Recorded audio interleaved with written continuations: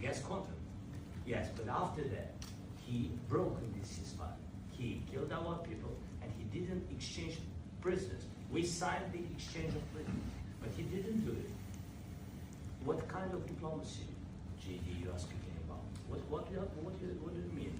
I'm talking about the kind of diplomacy that's going to end the destruction of your country. Yes, but if you Mr. President, with respect, I think it's disrespectful for you to come into the Oval Office and try to litigate this in front of the American media. Right now, you guys are going around and forcing conscripts to the front lines because you have manpower problems. You should be thanking the President for trying to bring it into this conflict. Have you ever been to Ukraine? Did you see what problems we have? I have been to. I've actually watched and seen the stories, and I know what happens is you bring them on a propaganda tour, Mr. President. Do you disagree that you've had problems bringing people in your military? And do you think that it's respectful to come to the Oval Office of the United States of America and attack the administration that is trying to prevent the destruction of your country? A lot of questions. Let's start from the beginning. Sure. First of all, during the war, everybody has problems. Even you, but you have nice ocean and don't feel now, but you will feel it in the future. God bless. You don't know that. God bless. You don't God know bless. that. You will not have a war. Don't tell us what we're going to feel. We're trying to solve a problem. Don't tell us what we're going to feel. I'm not telling you. Because you're in no position to dictate that. That's exactly what you're doing. You're in no position to dictate what we're going to feel. We're going to feel very good. We're going to feel very good and very strong.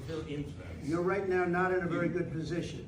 You've allowed yourself to be in a very bad position, and he happens to be right about it. From the very beginning of the war. You're not in a good position. You don't have the cards right now. With us, you start having cards. But right now, you don't. Yeah, you're playing cards. You're playing cards. You're gambling with the lives of millions of people. You're gambling with World War III.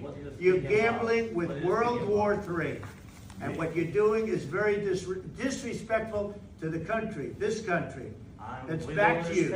Far more than a lot of people said they should have. Have you said thank you once? This entire meeting? No, in this entire meeting, you said thank you.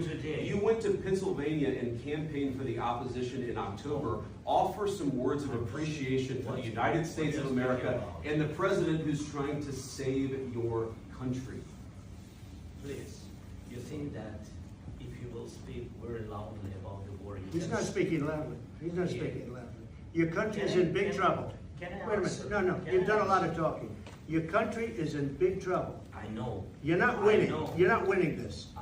You have a damn good chance of coming out okay because of us. Mr. President, we are staying in our country, staying strong from the very beginning of the war. We've been alone.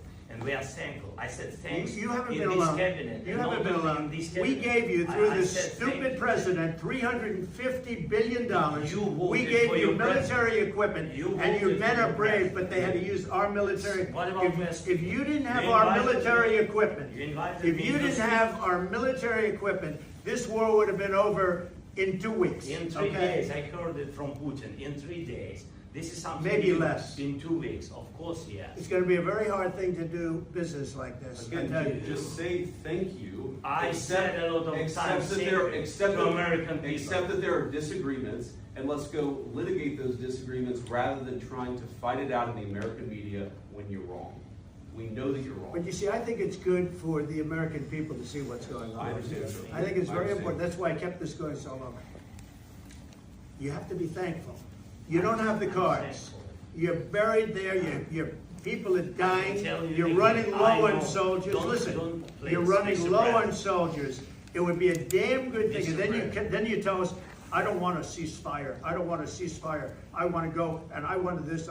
Look, if you could get a ceasefire right now, I tell you, you take it so the bullets stop flying and your men stop getting killed. Of course we want to stop the war. But you're saying you don't want a ceasefire. I want a ceasefire because you'll get a ceasefire faster than an agreement. Ask our people about a ceasefire, what they think. That wasn't with me. That wasn't with me.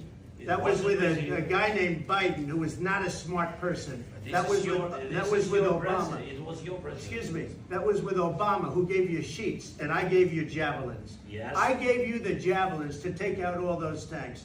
Obama gave you sheets. In fact, the statement is Obama gave sheets and Trump gave javelins. You got to be more thankful. Because let me tell you, you don't have the cards. With us, you have the cards. But without us, you don't have any cards. One more question to Mr. Vice President.